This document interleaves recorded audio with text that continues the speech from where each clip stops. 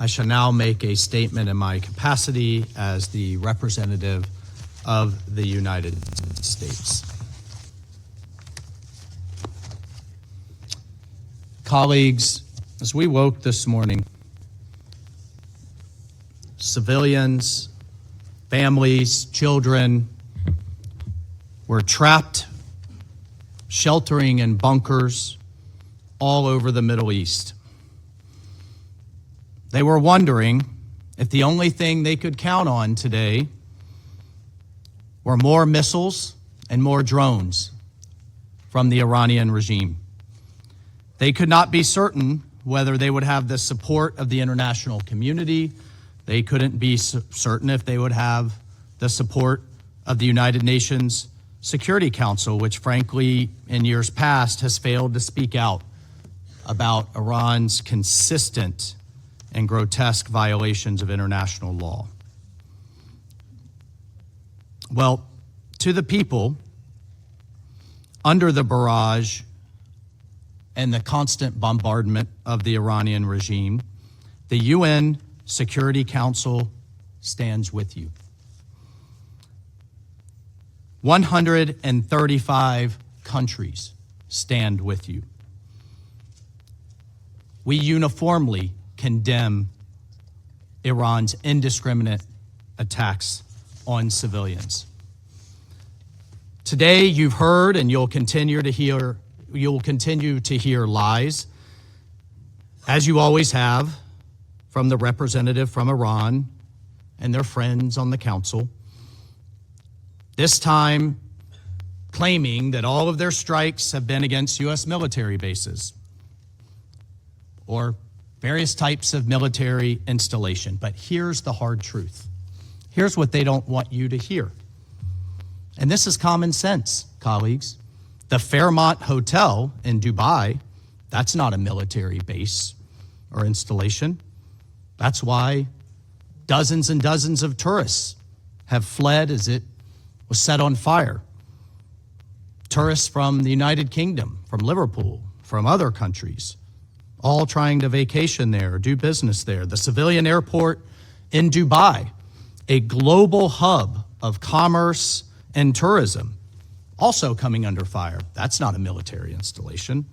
At 90 years old, Bahrain's only oil refinery, that's not a military target. Qatar's natural gas facilities that power the economies of the world, those weren't military targets.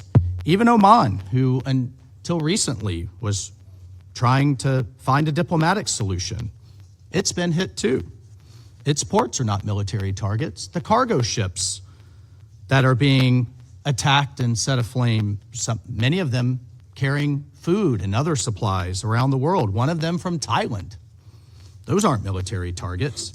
So look, these attacks were so brutal and so indiscriminate as Iran shoots in all directions that nations that previously had serious disagreements have now joined together. They've now spoken as one voice. Iran's strategy of sowing chaos, of trying to hold their neighbors hostage, trying to shake the resolve of the region, has clearly backfired, and that was shown by this vote today. The Kingdom of Bahrain, itself a victim of these attacks, drafted this resolution, led the negotiations on this resolution.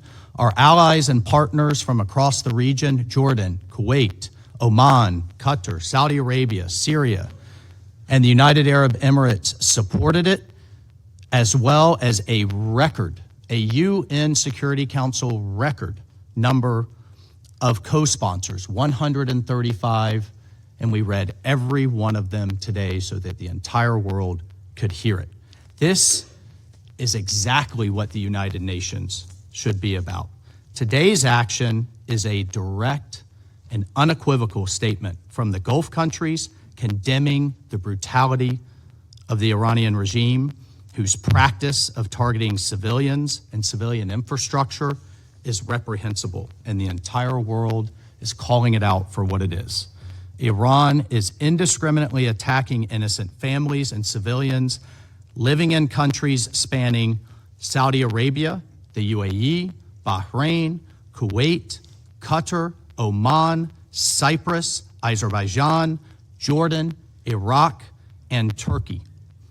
All have felt the consequences of Iran's missiles, drones, and attacks.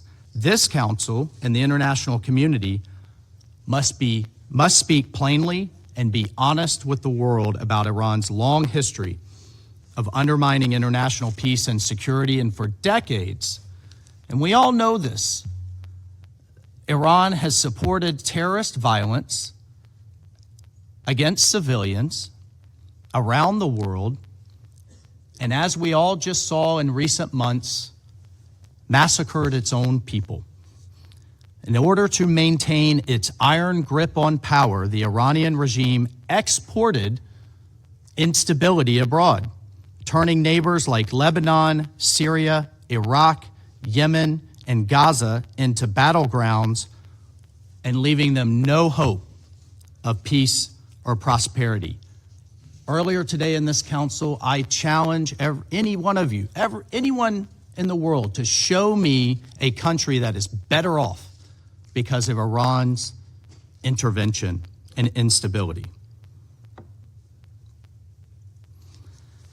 This is why the UN has voted in resolution after resolution that the Iranian regime must never and can never have a nuclear weapon.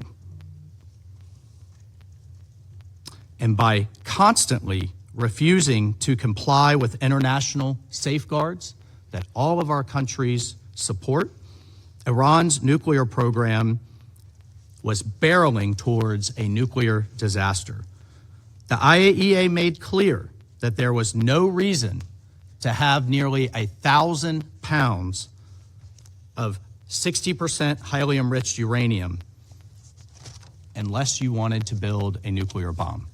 And no one in this chamber can be surprised by Iran's promise of death to Israel, death to America, and with nuclear weapons, death to the world.